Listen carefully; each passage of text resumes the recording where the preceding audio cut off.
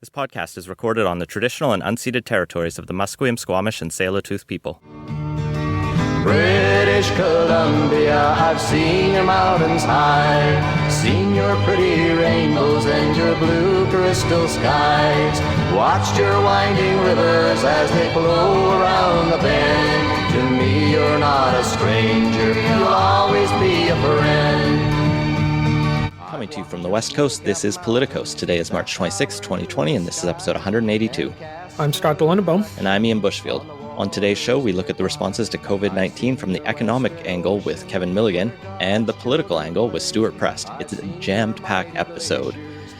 First, though, we have to thank those who continue to help make the show possible. We're up to 91 contributors each month. We gained one new patron named Ian, not me, in the past couple weeks. And we're now at $272 US a month, which is great. That, I think, just about covers our new editing contract with CHLY Nanaimo. In particular, thanks to everyone who's able to stick with us through these difficult and trying times. We definitely understand if some of you may need to put a pause on your support for a couple months. Just give us a heads up. We want you to look after yourself and your families first. And as we announced last week, for the duration of the crisis, we've decided to open up the Slack that's normally just for our patrons to all our listeners. And you can head over to legandbootmedia.ca for the forum to request an invite. As well, most days I've been watching the BC press conferences to give my days some kind of routine. And while I watch those updates with Bonnie Henry, Adrian Dix, and any others that come up, I've been live tweeting them at PoliticosPod. So find our Twitter account there, follow us, retweet us.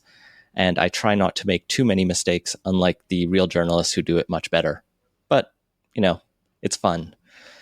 And of course, Politicos is in partnership with BC Today, British Columbia's daily newsletter dedicated exclusively to BC politics. Sign up for a free trial to have unique coverage of the BC legislature delivered to your inbox every morning. Listeners to Politicos enter the offer code CITIZEN for access to a special rate.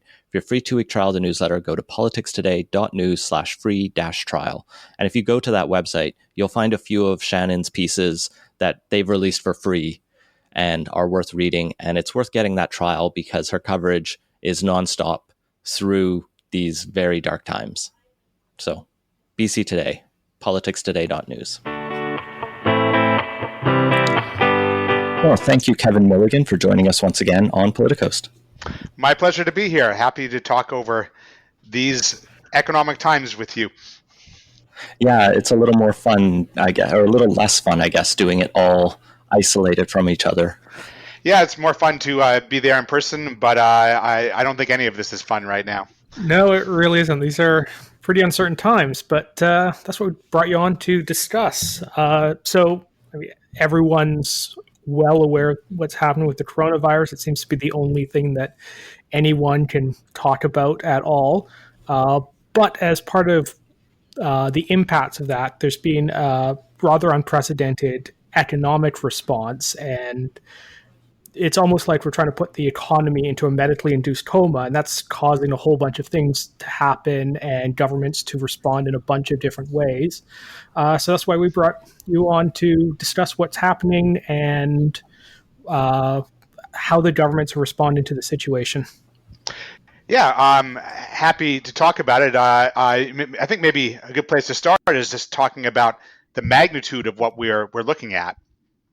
And I can start that with a little anecdote. 1 week ago today, which is like a decade ago in pandemic time, but 1 week ago, last Thursday, I was talking to a national newspaper reporter and asked me, hey, how bad is this going to be for the labor market? My answer was, it's likely going to be the worst 1 month drop since the 1930s. And in fact, it might even be the worst in recorded economic history. So the reporter came back to me 2 hours later and said, my editor bounced that, not credible. And so then the next day, that Friday, 6 days ago, by noon, that was conventional wisdom. So, and now we see, I think if I were to say this is going to be the worst quarter in recorded economic history, I don't think I'd have anyone who would say I'm wrong. Right. So to kind of put some rough numbers on it, what I've seen is about 900,000 to a million people have applied for EI already, and that's kind of just the first week of numbers we got. Is that about right? Yeah, that's the numbers that I saw. They're expecting within a few weeks to have something like 3 million people on the new emergency benefit that we'll talk about maybe in a few minutes. But I think, a jump, our labor force is around 19 million. And I think a month from now to expect that to maybe 4 million of those to be unemployed that weren't last week is not out of the bounds of possibility. So how do we even grapple with this? Like how does the average person try to get their mind around this, let alone economists? Because I can't imagine there are models for what to do. There are not models for what to do. Many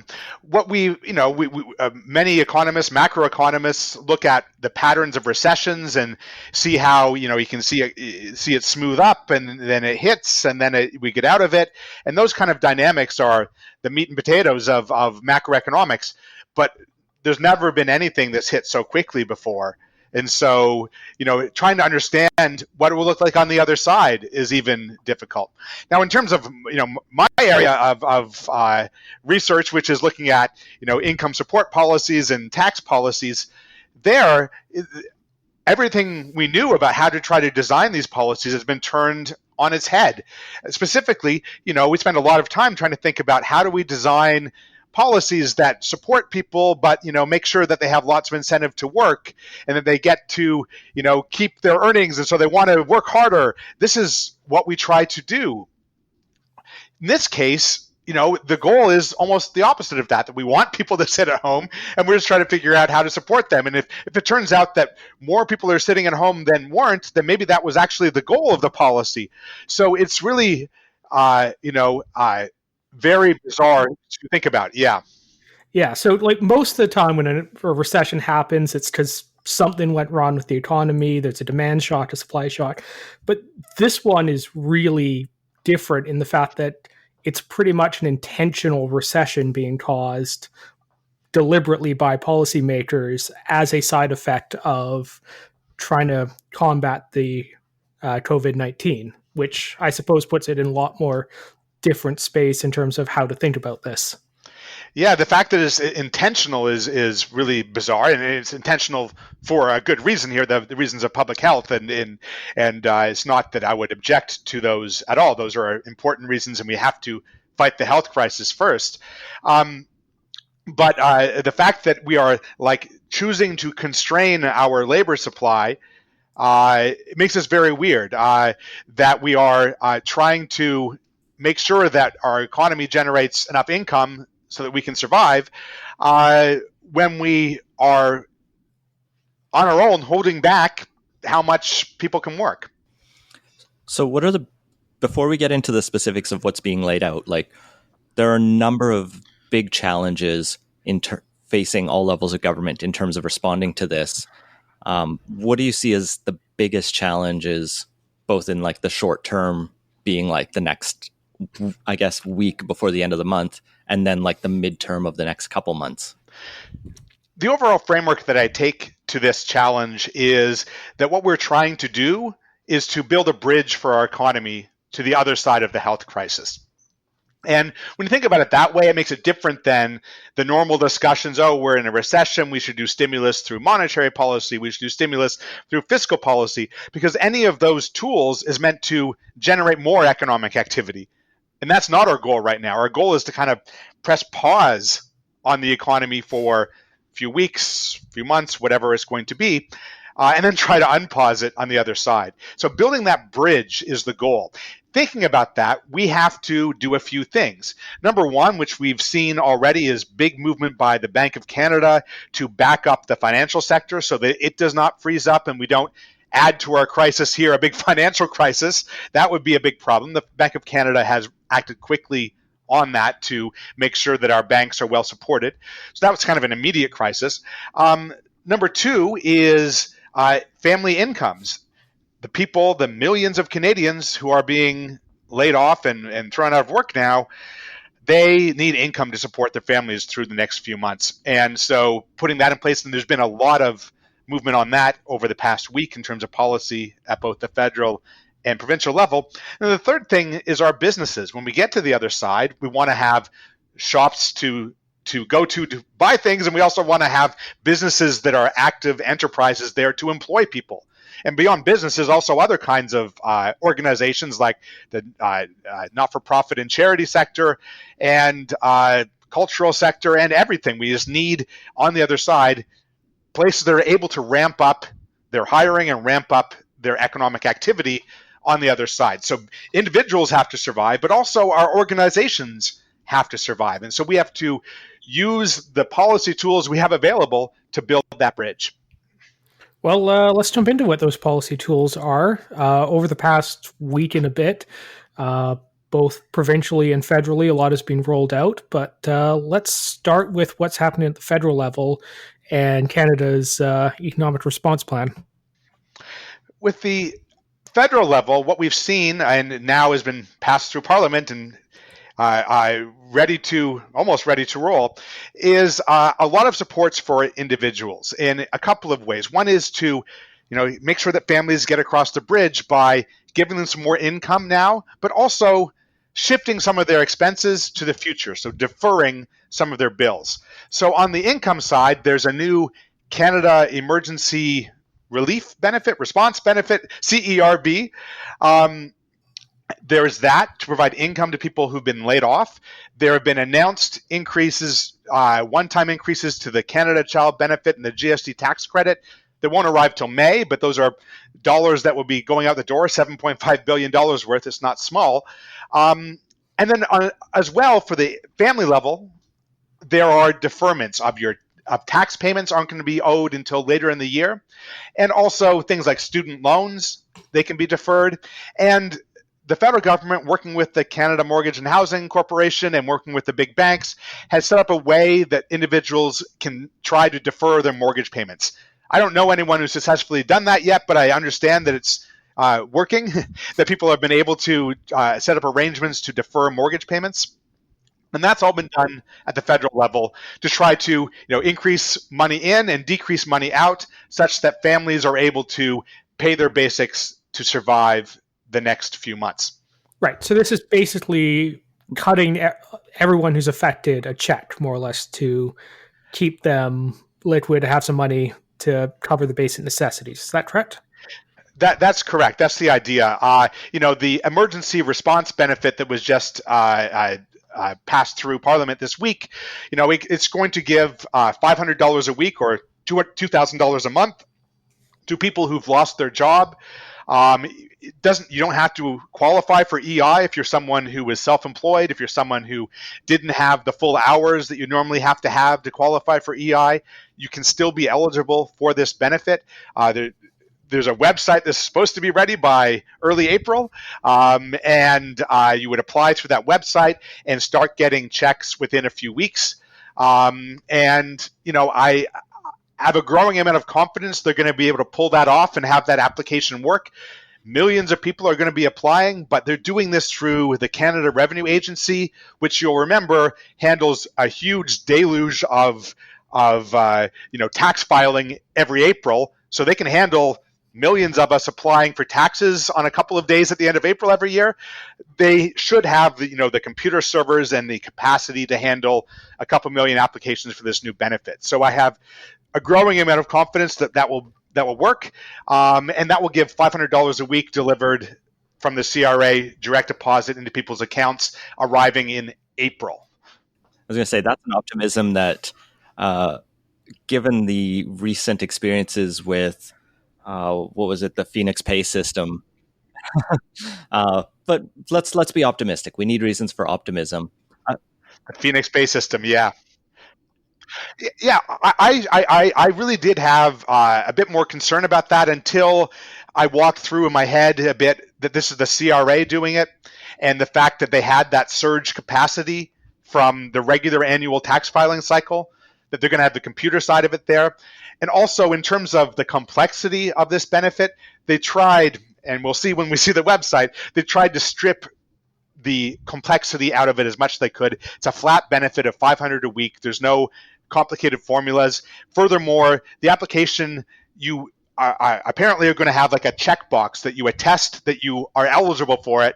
And so you just kind of say, yep, I'm eligible. I read the rules. You check the box and you get the money. That's what they've said they're going to do. Now, how are they going to check on that? Well, 12 months later, when you file your 2020 taxes, if you said you're out of work and but you claim you made $200,000, then maybe they're going to have something to say about your checkbox that you did back in April. But the basic idea is at the point of entry to this, they're trying to make it as simple as possible. They have the computer capacity there at the CRA. I have some confidence that they're going to be able to deliver. Right, that checkbox thing, I think it's important because one of the first criticisms I saw of the two previous payment systems they were proposing was they seemed a bit leaky. Like they were a situation where a lot of people or a significant number of people might still fall through the cracks. And so are you more confident that, like, I've seen it said that this is a situation where it's better to pay too many people than too few? Yeah, that's what I see here, that with the checkbox with the what looks like are going to be fairly clear criteria, and those criteria are that if you've made at least $5,000 in the previous 12 months, you'll be eligible to apply for this benefit. And so you have to have worked. This isn't going to work for someone who is retired. They can't apply for this. This is for workers who are thrown out of work because of the crisis.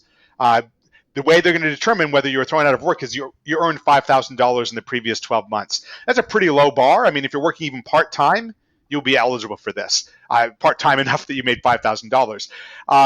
So that's pretty low bar of entry, and I hope they're able to achieve that with the website. And you're right, the last week, which is again a decade ago in COVID-19 time, they had originally announced two separate benefits that were going to be done kind of much more looking like EI than what this benefit is. And so they've streamlined it, put it into one, made it delivered by the CRA, and I think there's a good chance to deliver. And, if they don't deliver on this, then we got to hold them accountable for it, because this is really important for millions of Canadian families.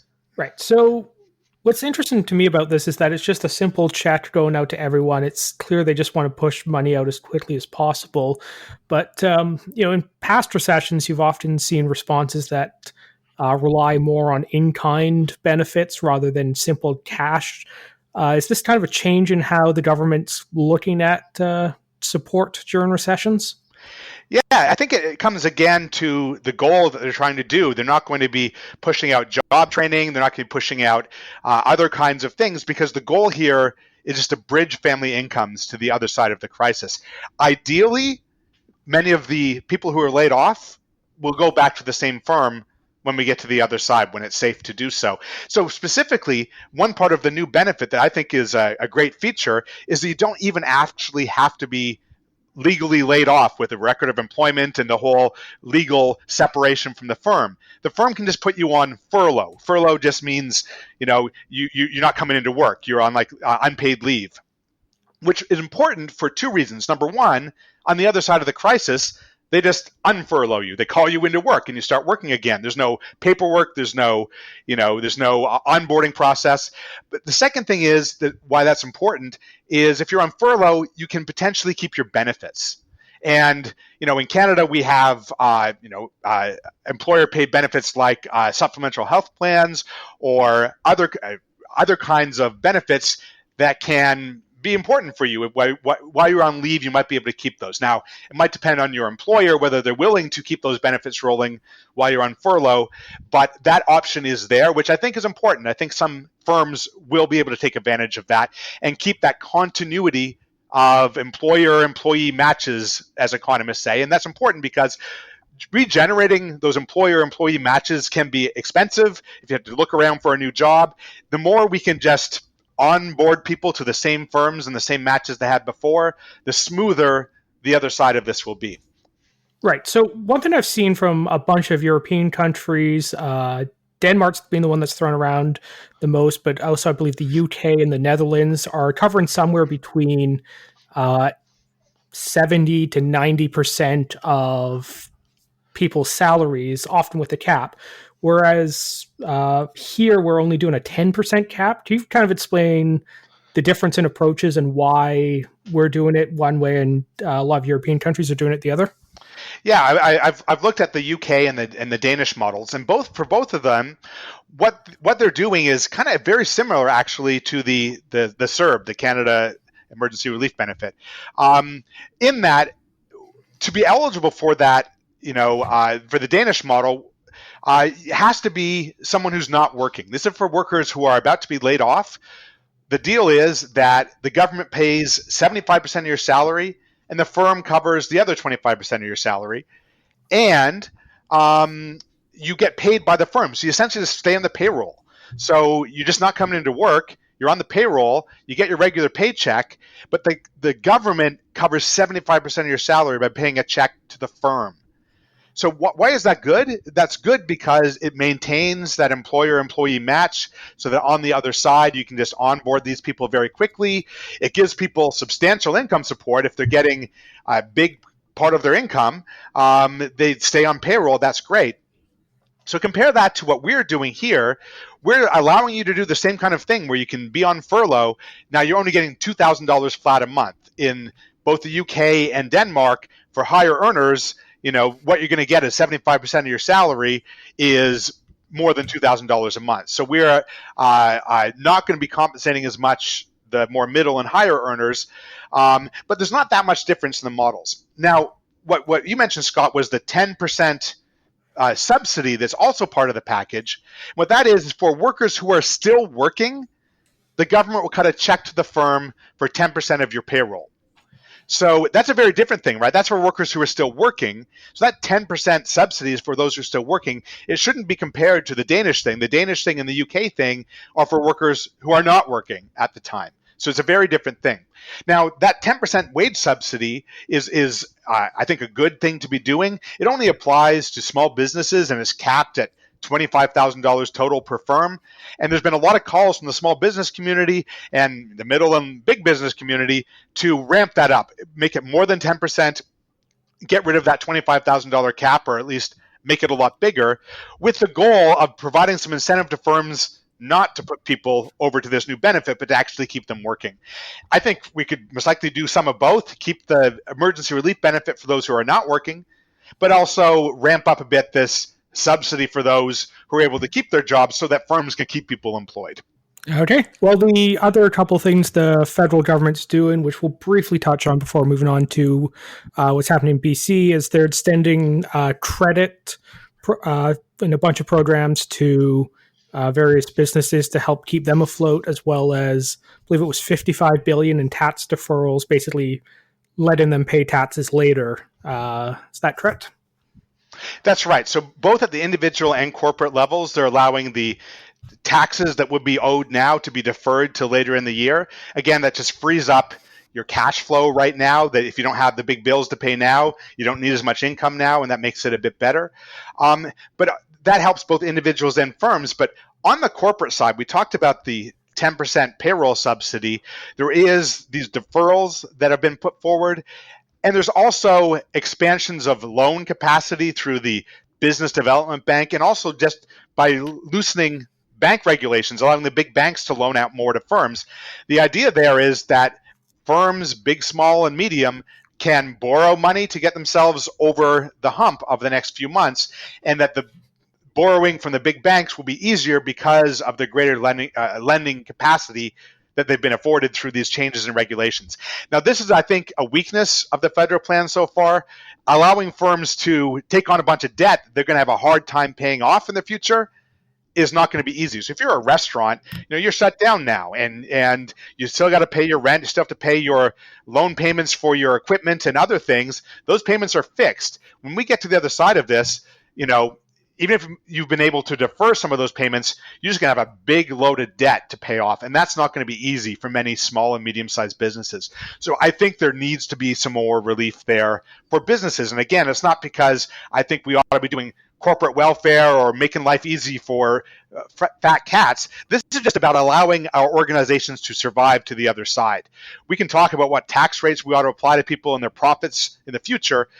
that's not the point here. The point here is we need employers and active organizations available to ramp up on the other side. And if we let a big part of our corporate sector go bankrupt over the next couple months, that's going to make this from a blip in the economy to something that could last a long time.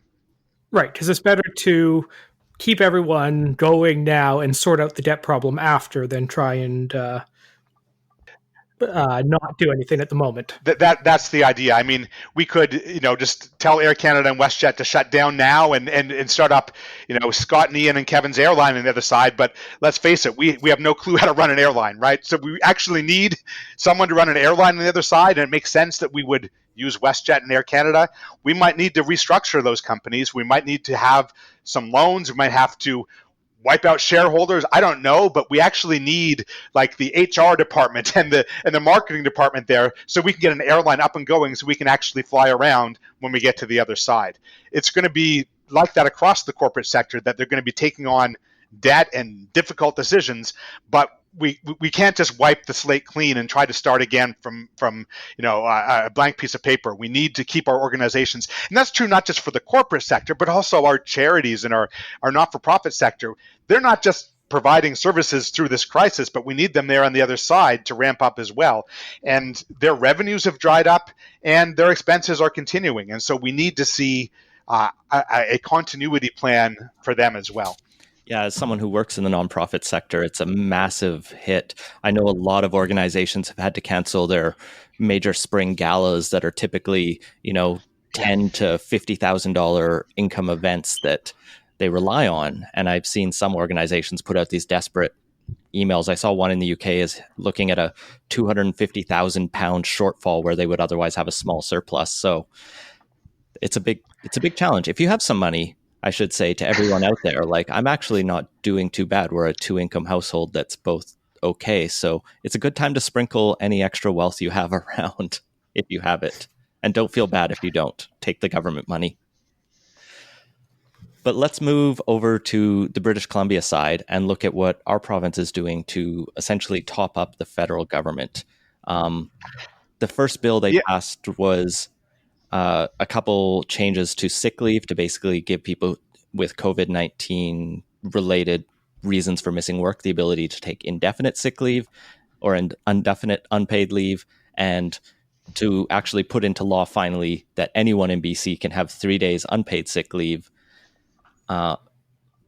There's that, and then there's the $5 billion plan, the backbone of which is this one-time top up of $1,000 to the federal CERB we were talking about. Yeah, when we think about what's going on in BC, I think it's important to recognize that we're a federal country and we have provinces and we have the federal government. And I know that's a source of frustration sometimes. People get worried about the overlap and the squabbles, but I really see in this crisis, it can be a source of great strength for us. And the reason for that is the different levels and orders of government can focus on what's on their agenda. And so the federal government is focusing on the income support, getting the Bank of Canada stuff right, getting the Business Development Bank and all those federal issues, working hard on those.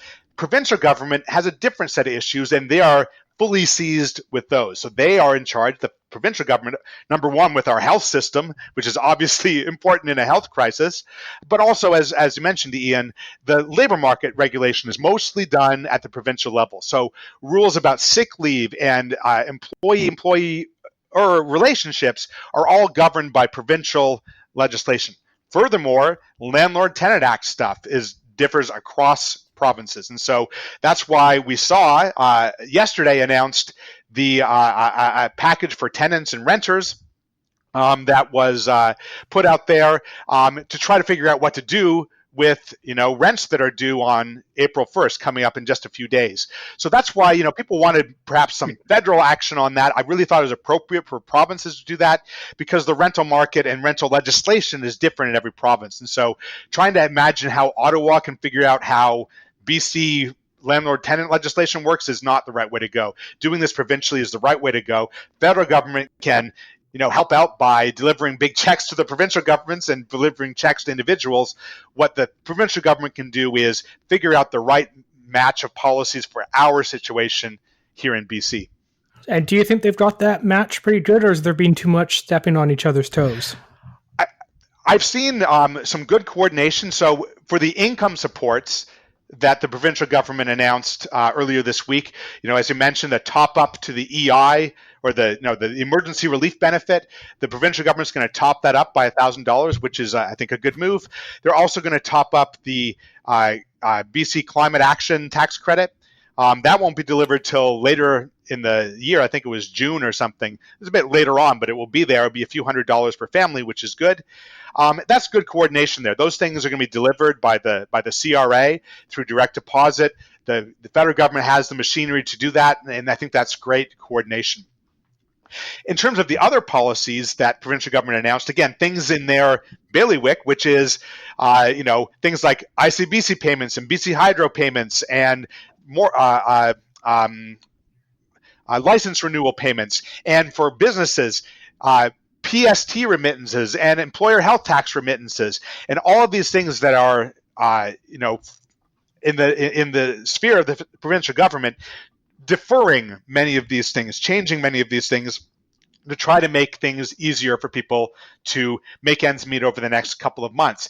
But big part of the package was yesterday, which is the renters package. I don't know a lot about housing policy. I did note that it was received, I'd say, a lukewarm reception on Twitter. Anyway, what I saw about it, the idea is that there's a freeze on evictions related to non-payment of rent, but they left some wiggle room there that you can still do an eviction if a tenant is behaving badly, like some kind of physical damage or threats or whatever, the regular kind of things you might want to evict for, but just trying to make sure that you couldn't be evicted because you lost your job.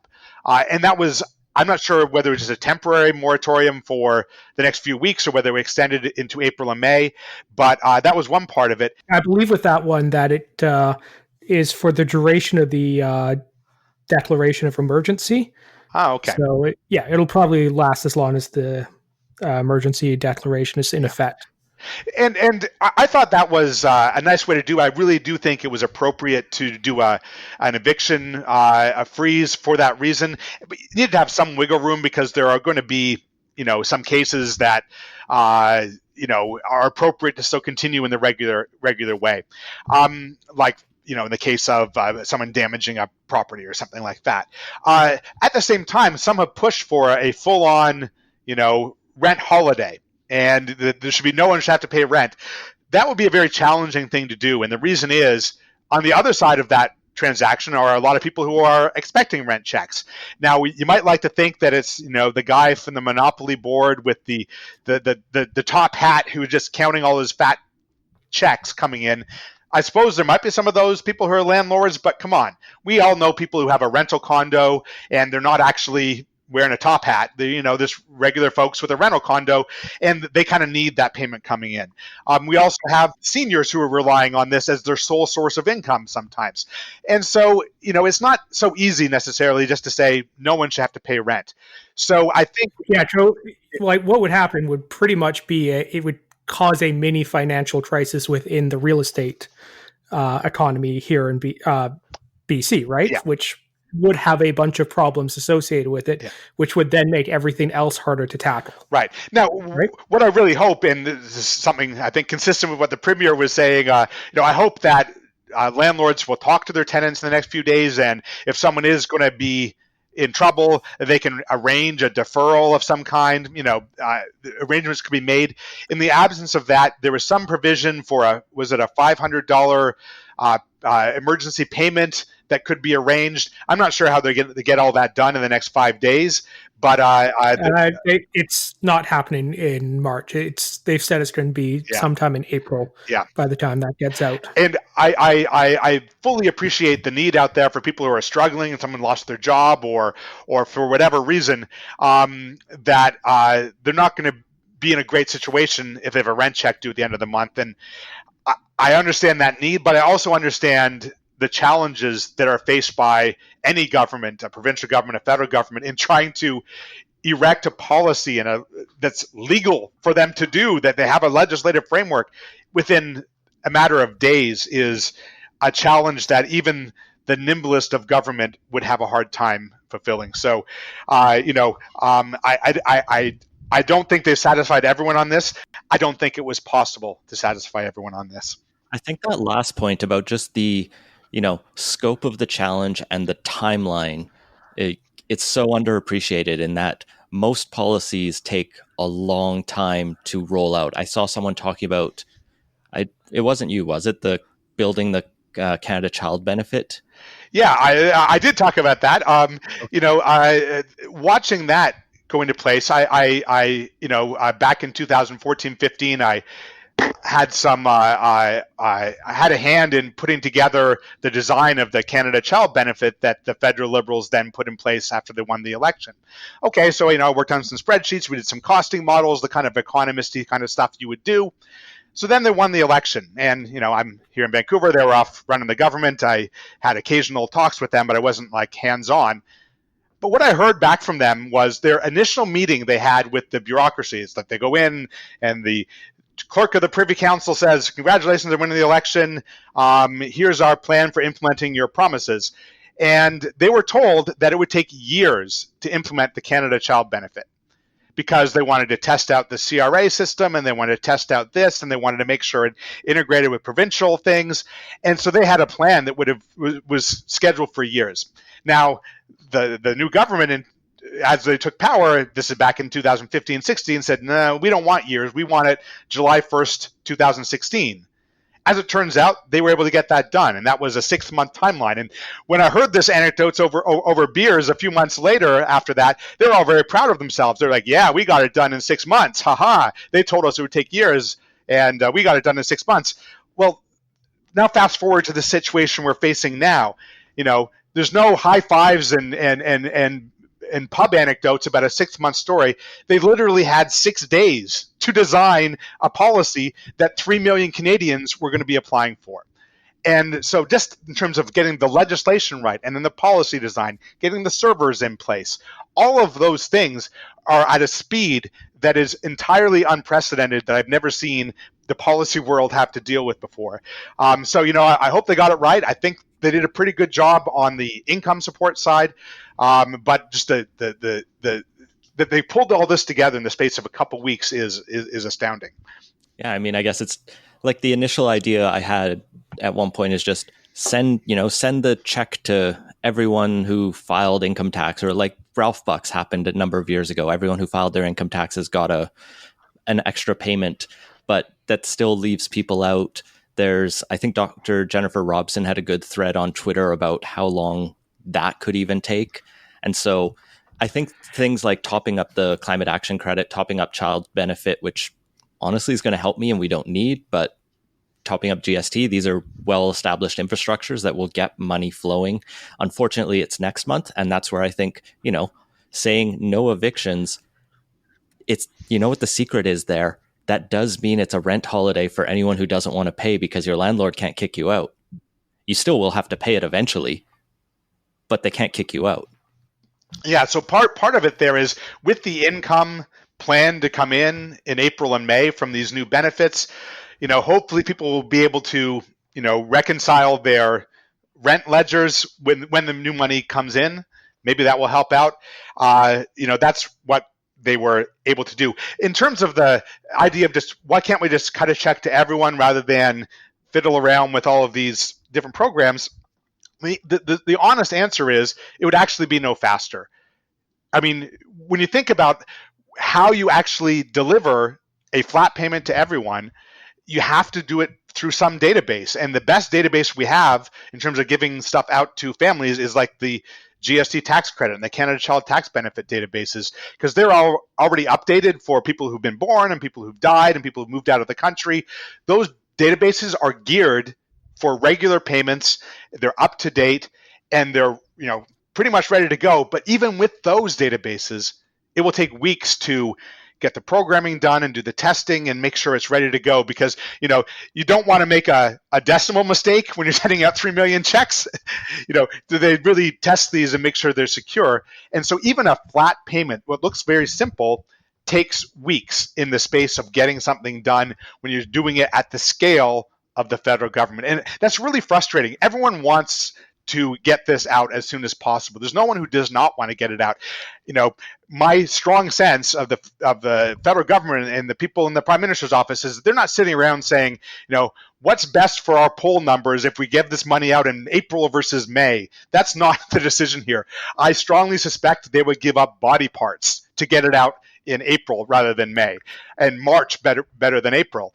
But you can't make the server crunch faster than it does. And, you go into war with the army you have rather than the army that you'd like to have.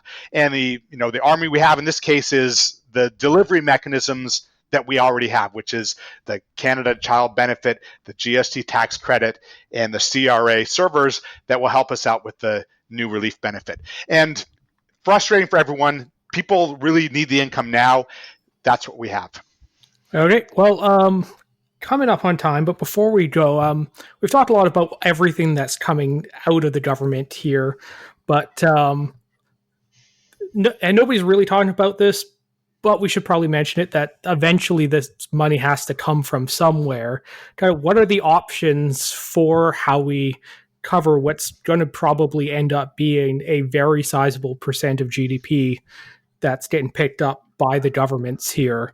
And I guess to put it in the context of the memes that are going around, can we just set the money printer to go brrr and just send out all the money? Yeah, in this case, I think the right way to conceive of this is very similar to World War II, when we took on a lot of debt and then paid it off over the next decades. We took on that debt to fight a mortal enemy, and it's the same thing here. The idea that we should use a lot of resources now as a temporary measure to get over this crisis is, I think, the right framework, and I think what we ought to do. The actual way to do it, the money goes brrr meme is perhaps thinking of just printing a lot of dollar bills or something, or printing a lot of money. I don't know that's necessary to go that way. We can just borrow the money. The interest rate on government debt right now is around 1%. To put that in context, if we take on $100 billion of debt, that costs us 1%, which is $1 billion a year to service. For the federal government, $1 billion a year is not actually that much. That would be 1/10 of a GST point. So in other words, if we borrowed $100 billion to get through this crisis, the permanent cost to us was the GST would have to go from 5 to 5.1%. That's not horrible. I mean, I'd rather not. GST saying at 5 sounds good to me, but 5.1 is not going to be like something that is a great burden on the economy forever. Now that's if we borrow 100 billion. I'm not sure it's only going to be 100 billion. I'm in fact pretty sure it's going to be more than that, but you get a sense of the magnitude there. We will be able to borrow the money, and it will cost us a bit more in the long run, but what's the alternative? We don't have an alternative. So even if we're a bit more dollars, we got to do this to get not just our public health to the other side of the crisis. We have to do this so that when we get to the other side, we can, get our economy up and running again. Okay, well, I think we're definitely going to have to bring you back to talk about this again, because all of these policies are developing very rapidly, and there's so many more angles we could still go down to. And we haven't even touched on the recovery once we've start to unpause the situation. So there'll be plenty to talk about. That's going to be a fascinating thing to see how easy it is to press unpause and ramp the economy back up. And there's going to be a lot of policy discussions then as well. I'd be very happy to talk to you on the other side. I do think we're going to get there. We're going to bend the curve, and we're going to get through this. We're going to be taking on a lot of debt over the next few months, but I think we can do it. Okay. Well, Kevin Milligan, thank you for joining us tonight on Play Coast. My pleasure. Before you go, can you just let our listeners know where they can find you? Yeah, my Twitter handle is at Kevin Milligan. You can also find me by Googling me up. I'm at UBC. And have a look and have a follow. Thank you. Well, we're now joined by Stewart Prest to talk, I guess, a bit more about the political angles that are happening and some of the higher level questions. But I think before we even get to that, how are we all doing? How's everyone doing? Are you okay? Doing all right. Holding things together. I got more or less figured out how to do interviews. Well, I did interviews from home before, but now I'm doing lectures from home, and that's a bit of a trick. And doing lectures from home while there are small children in the house is another little wrinkle, but we're getting it all sorted out. Yeah, this is a golden time for those kids interrupting interview videos. It happens often enough, it's not even news anymore. No. And here I am, like, having worked from home for several years and had my partner and baby home for the last 6 months. And so it's technically not changed substantially, other than there's nowhere to go anymore. So we all get a bit squirrely inside. I did. I had 5 hours of lecture today, which is a lot, but I also had an hour. So the one class was an hour, another class was a 4 hour lecture thing, which is something SFU does, which is another story entirely. But the break, 15 minutes of just silence where I was, it was really nice, and not to be inundated by any noise or anything. I quite enjoyed it. Yeah, so I've been stuck at home for the past nearly 2 weeks now, just coming off of a bad cough, but feeling better and just kind of following the public health recommendations of doing a full 14-day self-isolation for any symptoms, but feeling better. Well, looking forward to actually going grocery shopping and stepping out of my apartment for a change. Just wash your hands lots before and after.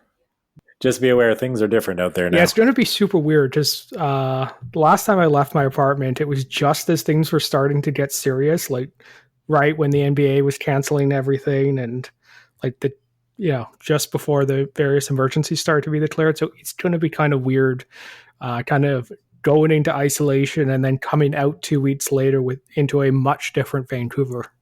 Well, that's you and Justin Trudeau, I guess, because he went into his self-isolation 2 weeks ago when Sophie Gregoire Trudeau was diagnosed with COVID. And so they'll both you'll all be coming out at the same time into a much different world. But to start to explore that world and how politically it's changed, Stewart, with your background in just political science and international relations, I thought we could do a little bit more of a discussion about how this crisis is kind of maybe reminding people of what the role of government is, or maybe we can talk about what is the role of government in a crisis. It's kind of my first launching question. Sure. Well, we have we tend to think of government in a modern liberal democratic state. There's this real tension between we want to have the trappings of everyday modern life, but we also want to have the freedoms that we've come to enjoy provided to the greatest extent possible. So we want to have what amounts to, in some ways, the miracle of the modern state to deliver all this kind of care to us and to ensure that we can live in our teeming millions in relatively close proximity and get everything we need to survive, and relatively able to go out and to a greater or lesser extent trust that when we step outside things are going to work. But we also want to have this maximized rights, set of rights, freedom, speech, movement, and whatnot. And when we get into a situation in which people's security is threatened, all that starts to change a little bit. They start to look for the state to be more aggressive in its interventions and to do, we hear, whatever it takes is more often said, to ensure that the more fundamental elements of our needs are met. So it's not about expression and not so much as just providing for basic safety, and that can take on a much larger role in our lives. And so we're going to start to hear more about this debate, I think, in the coming weeks, is just how much more intervention, how much more intrusive are we willing to accept a state to be over the short and the long term to safeguard our lives, our livelihoods, our security of person and whatnot in the face of what we're now calling a new normal. It feels like we've had a number of moments of new normal, but this is a new normal where we actually have to change our behaviors, and now we have to figure out, well, how much more power do we want to transfer to the state? we see extremes in places like Taiwan and South Korea and so on, compared to what we are experiencing here in terms of the state actually keeping tabs on the population through things like cell data and so on. And whereas we're used to thinking of people holding government to account, there's going to be this new front in some states, at least, where the state holds the people to account to make sure that everyone is doing what is expected of them to ward off this new threat, this new significant threat. Right. We're starting to see that a bit here in Canada. Earlier, I think it was today, might have been yesterday, days are running together, where the federal government announced that they're going to be fully implementing the Quarantine Act and leveling hefty penalties on anyone who is supposed to self-isolate when they come home and isn't. There are these sort of old school sort of restrictions that we experience that the state can impose, that we've seen used in relative rarity. But there are moments in Canadian history where we have seen quarantines enacted at the level of the municipality or whatnot. But now we have it on a national level, and we have it on an open-ended basis, since we don't know how long this situation is going to last, and we just have to wait and see. There's an end game of a vaccine somewhere on the horizon, but we're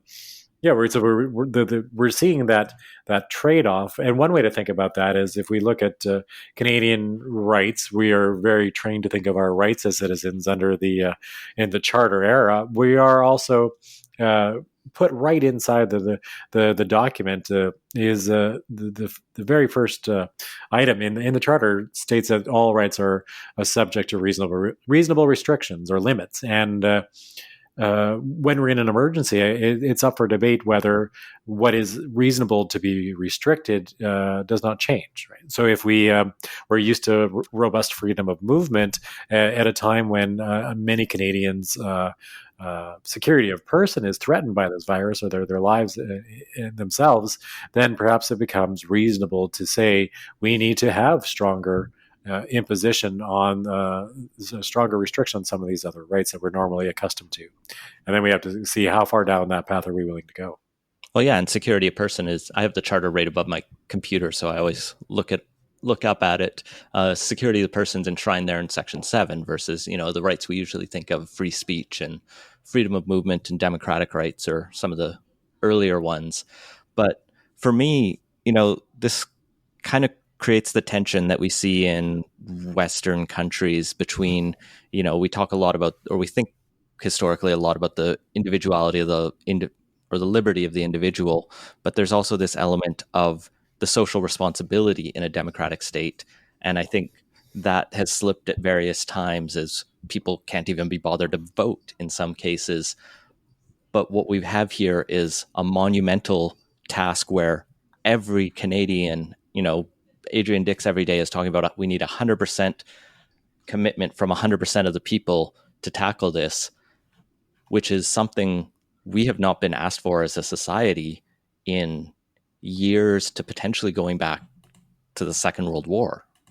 Right. We are accustomed to thinking of the rights of the citizen. We talk less often about the duties of the citizen. And it is sort of founded on a different ethical principle.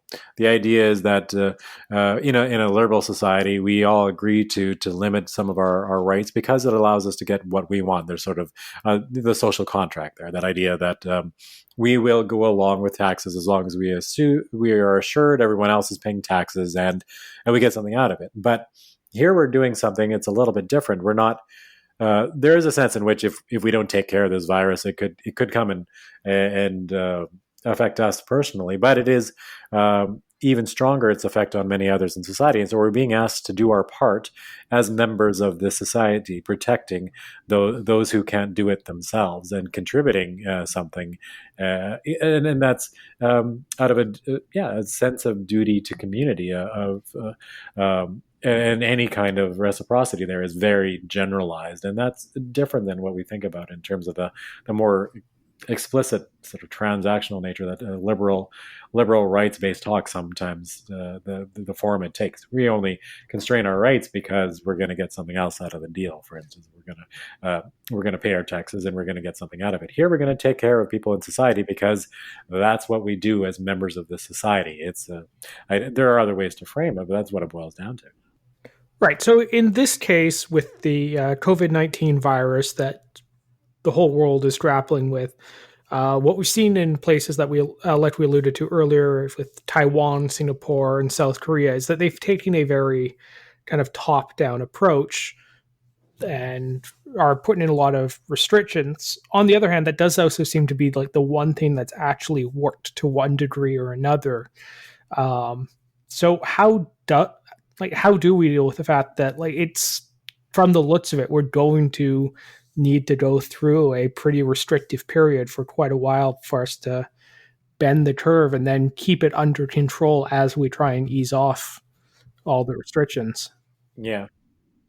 Yeah, it seems like we do have to think about this in phases, unless we are going to be this more sort of limited approach where we are still seeing hints in the US that is on the table, where the virus might just be left to go in some parts of the country and then not see a full response. And I don't think anyone's contemplating that here in Canada. But then if we want to deal with this virus as aggressively as we can, then yeah, there's this period of we're not at the period of lockdown. The government is very clearly trying to limit the impositions it has to make on people. So it's asking people to comply out of a sense of duty rather than out of a sense of obligation, in the sense of you will go to jail or you will face a fine or something. So they don't want to take it to that next level of a state-ordered lockdown. But I mean, it's on the table. But one way or another, we need to get to this place where the curve is bent. But even then, we're stuck with this challenge. So we bent the curve. Great. Most people are still at risk of catching this thing until some virus comes along down the line, and we think it may be 18 months, 2 years until that happens. And so how are we going to live? The solution we're seeing in places like South Korea and Taiwan is they transfer additional powers to the state effectively to engage in increased monitoring of the population through things like technology. And that allows an opening up of some parts of society so people can venture back out and you can have some more normal interaction, but it's at a cost. Right, because it allows the state there to basically identify anyone who's come in contact with an affected individual and then isolate them. So it allows them to break the transmission chains very effectively, as opposed to what's happening here right now, where we're trying to do that, but at a much coarser scale by just clamping down on every type of social gathering. Right. Here right now, it's an admission. We don't know where all the chains are, so we're going to keep everyone home. Once you get past that stage where you have no new outbreaks for a period of weeks, I think it has to be, then you can perhaps start letting people out, but you still expect there will be new outbreaks, new chains of infection breaking out, and then you need a way to trace them effectively, and the tools we currently have just aren't up to that task, it seems like. So then do we look at more monitoring, or do we stick with a more restrictive set of limits on freedom of movement? It's what kind of restrictions are we going to accept? Are they going to be intrusions on privacy? Are they going to be limits on movement? Some combination of the two? Are we going to go back and forth if there are fresh outbreaks? So we're going to have to come up with a sort of a plan of what kinds of freedoms are we willing to give up on this medium term phase in order to have some semblance of normal life and to try to move back towards some semblance of a normal economy, and also retain an understanding and a sense of why we had those rights in the first place and when we can expect to resume them. Or are there some rights we're going to give up on in the long term, where perhaps the state does take a more active role in maintaining the capacity to monitor, subject to things like additional transparency measures where its use is well documented, or citizens can sort of demand data about what does the government have on them, that sort of thing, so you can see what is being monitored and what use it's being put, and you have strong rules and regulations in place about what data can be accessed by what government department, under what circumstances, and subject to what demands. So you can start to build in a regime around a more flexible understanding of how that data can be used. But that's a door that's going to maybe more broadly open, and we're going to have a conversation about what are Canadians comfortable with, and when individual security is on the line, then people are often willing to give up a little more in terms of freedoms. But we need to understand what is at stake there. Right, and that's one of the tensions. And there's seems to me a fairly strong case to take an approach similar to what's you're seeing in some of those Asian countries. But it's also something that I don't think anyone wants to see become a permanent fixture in Canada. So that then raises the question of, is there a way to do it in the short term and scale it back once the state of emergency is being lifted? And that can get kind of tricky. Well, the other way I look at it is we're talking a lot so far about kind of the stick approach, like the how do we enforce compliance. But, we mentioned how BC has largely tried to appeal to people's sense of duty. And I think something that comes into play there is not just kind of asking people to stay home if they can, but actually taking steps to empower them. So things like the benefits that we talked about, the money that we talked about with Kevin Milligan rolling out to people to enable them that, if you're sick, the government's not going to, you can't be fired and you will have money to pay your bills. So do take your leave. I think those kind of approaches can go a long way to helping get not 100% compliance, but we can get quite a long ways when people don't feel desperate to go to work or to endanger others. Like when we have what I've been, honestly pretty impressed by the BC government's approach in terms of getting good information out there in a not, alarmist way, but in a way that kind of just appeals to people to say, this is bad. We need you to take your, do your part, whether that's being a healthcare worker and going to work or staying home, otherwise taking that social distancing, and just kind of repeatedly hammering on that message and then providing financial and other means for people to take that leave. It kind of leaves us without having to resort to those draconian measures. Now, unfortunately, the government still seems to move to those, and I can't tell if much of that gets motivated by people angry on Twitter who are taking pictures of people out in fields. Well, it's not just that. There's, you could tell Dr. Bonnie Henry was pretty angry that the dental conference, the now infamous one from March 6th and 7th, went ahead. That's an organization that in theory should be more attuned to the public health challenges. So it's not just people getting angry on social media. There's, I think, a clear enough sign that there was more needed to be done than just the public health officer urging action to be done. And it needed a combination of both carrots and sticks. And perhaps the government was a little slow on moving in this, rolling out the second half of that. Yeah. I mean, it's clearly you need both. To some extent, you need both. I guess if we're doing it in three parts, the different pieces, you need to have some way to enable people to stay home. If they can't make the choice economically, then they're not going to do it. So that, having that rollout is important. You need to have a variety of appeals to people so that they do the right thing themselves, and make that choice, and understanding why it is. And that's something else we've seen in countries that have experienced significant outbreaks in the past. And so again, I keep coming back to South Korea, Hong Kong, and Taiwan seem to have had this experience with MERS. I guess I don't know if that's how it's pronounced. I think SARS was the bigger one for them. SARS and MERS both, yeah. But a broad experience with outbreaks that were not contained, that the chain was not initially contained, and so there is some cultural awareness that when an isolation is necessary, it's necessary. We've seen what happens when we don't get on top of these things, and so there is an understanding of that sort of that duty at a more a broad-based level. You don't have to do quite so much persuasion to get people on board after the first time it doesn't work right, and then the next time you learned as a society, and so that can be a piece of it too. But just like with taxation, it would be a lot harder for the government to collect tax if everybody tried to avoid it. Most people pay tax; they expect others will as well, but a few people may not. They just may not understand the logic, and so then you have these other resources available. And in so what we call virus peacetime, you could have an individual quarantine order for an individual person and have a process associated with that. But the government clearly feels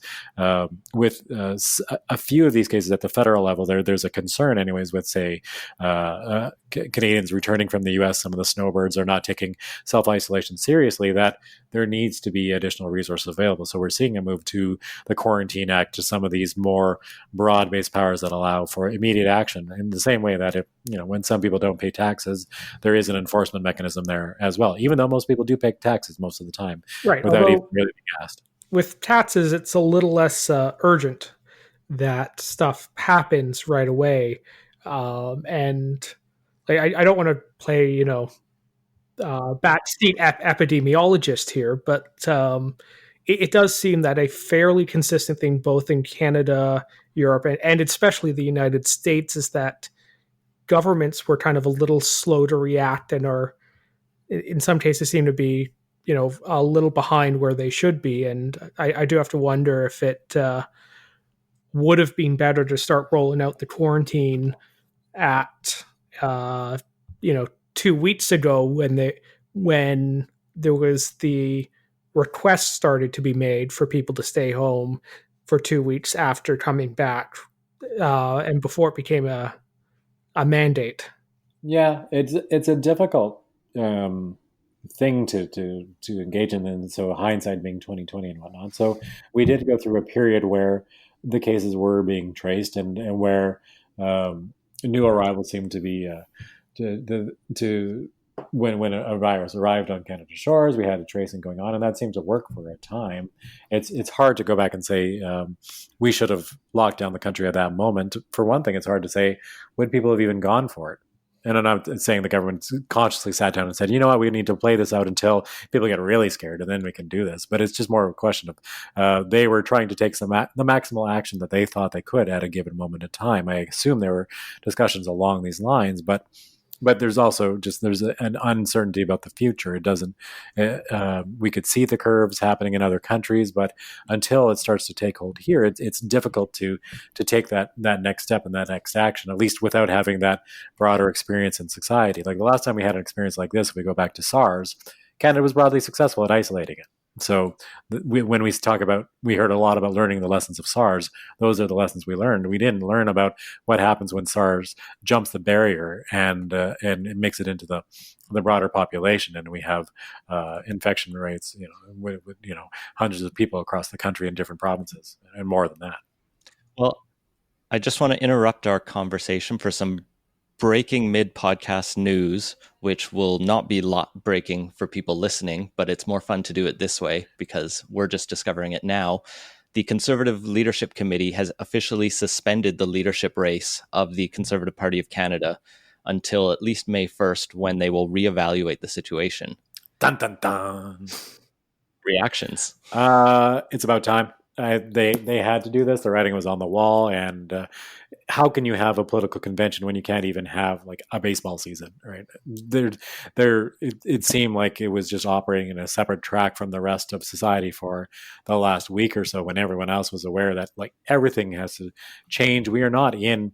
So I'm going to try to make this virus peacetime, virus war time a thing, maybe. But this is not the normal situation. You can't just assume you can get away with all the stuff you're normally doing and accomplish all your goals at this time. You have to be aware of this broader situation. And the Conservatives, as the party in government in waiting, they have to be acting. And the leaders, those vying for the leadership, are auditioning for the role of prime minister. They have to act in a statesman-like way and in some respect. And so when there is a clear and present threat to the country, then you have to act like it. Yeah, and we've seen some of them step up to that and call for the leadership race to continue. And, well, we've seen Peter MacKay want to push ahead regardless. He actually, I think, wanted it accelerated. Yeah. It was not a great look. No, neither was the interview he did earlier today, where he was asking Evan Solomon why don't you go ask the other candidates why they want to have it delayed, and didn't seem to accept that a pandemic was a decent enough reason to delay it.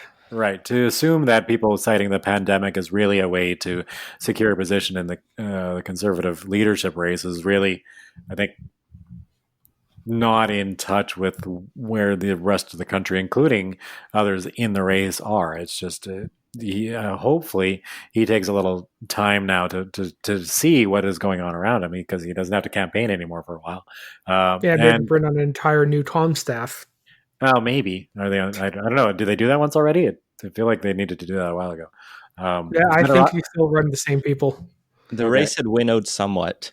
After the latest threshold went by, only Peter MacKay, Aaron O'Toole, Derek Sloan, and Leslyn Lewis crossed the number of required signatures and amount of money. Marilyn Gladu couldn't pull it all together, and Jim Karahalios was actually disbarred and kicked out of the race for undisclosed reasons, but it's largely presumed it's because he said some racist things about other people and shared some racist memes on his Facebook page. Too racist for the Conservative Party, that is. Right. And out of those who've made it through, I think Aaron O'Toole is kind of the only one that so far to me stood out as the one actually acting like a potential prime minister, rather than everyone else who's been kind of scrambling around trying to make it all too political. Although even he's probably thrown a few more barbs the Liberals' way than is really called for in the current situation. Yeah, well, it's interesting because in this moment there is a really important role for the opposition, and we actually saw that on full display this week. And I thought the opposition actually rose to the occasion quite well when we had the Liberals bring forward what was it called, C-13, the COVID relief bill, effectively, and the emergency measures that were contained in it. One of them was this idea that apparently the idea that the finance minister was going to have the power to unilaterally raise and lower taxes, effectively taking over the power of the purse from Parliament until 2021. That is the fundamental bedrock of parliamentary powers, that they get to decide if the government is going to get the money it needs for its program. And just to ask the legislature to hand that over was essentially to put parliamentary democracy into abeyance in an important way. And the opposition rightly said, no, we're not going to do that. We have to find ways to make sure this government can move quickly to respond, but that's not going to be one of those ways. We're going to retain the rights and duties of this House to hold the government to account in its requests for spending and its plans for spending, and they're going to do so on behalf of Canadians. And that in a time where government is taking unprecedented actions on a number of fronts, you need to have an active opposition asking important, difficult, serious questions, but also supporting the government when it has good ideas about how to respond. It needs to do both those things at once. And I thought this week actually, from what we could see of what went on in those negotiations, did that fairly effectively. Well, and it was such a different approach than seems to have happened here in British Columbia, where they've been working the government and at least the Green Caucus for 3 years on every bill. And from time to time, I suspect with the BC Liberals. And we saw that with the aid package that was rolled out here, with all parties agreeing and signing a letter in support of it before it was even tabled in the legislature, and all parties agreeing to essentially step down the number of MLAs who went to the legislature, because the Liberals could have easily sprung a trap and knocked the government down, but that would have been a very bad election for them if they forced it in this situation. Yeah. And they only had 2 Liberal MLAs in the legislature, while the NDP got a de facto majority for one really bizarre friendly sitting. Well, yeah, and the seriousness of the situation requires people to change their scripts. This is not a time for opposition for the sake of opposition. It's not clear anyone could win an election that was called now, because it's not clear how we would hold an election at this moment. We'd obviously have to find a way. If the government fell, the business of government has to continue, but it would be difficult for Canadians, and we might see the vast majority of ballots cast by mail or something like that, and then nobody wants to have to go through those kinds of circumstances, and so. We're not sort of in the classic unity government of wartime, but we're also not in the normal everyday business of politics either, and we're seeing an awareness of that on multiple fronts, and I think that's to the credit of Canada's politicians. Here in BC, that was a remarkable show of unity, but even in Ottawa, that we've seen a willingness to compromise, and the Liberals back down from some of their from that particular clause in particular. We don't know what else happened in those negotiations, but in the end, everyone signed off on this relief emergency bill, and it went forward. And now we have a whole array of monies available to Canada, and we have additional capacities for the government to respond. So that's I think that's a win. Yeah, it's I think being reassuring to watch political leadership kind of across the country more or less rise to the occasion. I mean, there's been missteps, like we talked about with the Liberals just now, but even the more populist premiers, who there was always a question how well they'd handle a real crisis, have done well. I mean, Doug Ford has, I think, surprised even his critics by how he's responded to this, and yeah, overall, I think it speaks well to the position Canada's in. And even outside COVID-related news, today we just saw the BCTF reach a tentative agreement with the province, so there might not be a province-wide teacher strike on top of all of this. Now, if only my kids could go back to school. Some children might get to go back to classes, but that's probably only for emergency and healthcare workers. Your kids are going to have to learn from home. I'm sorry, Stewart. No, it's all right. My 6-year-old has gone around. He's labeled every bit of the house. So the kitchen now has a sign on it that says lunchroom, and so on all the way around the house. So we're making it work. All right. I think that's where we'll leave it. Thanks for the chat.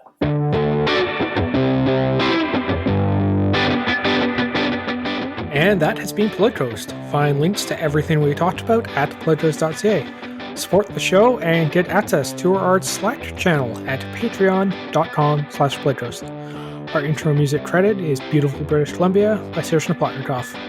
Politicoast is a production of Leg and Boot Media, and editing services are provided by CHLY 101.7 FM in Nanaimo.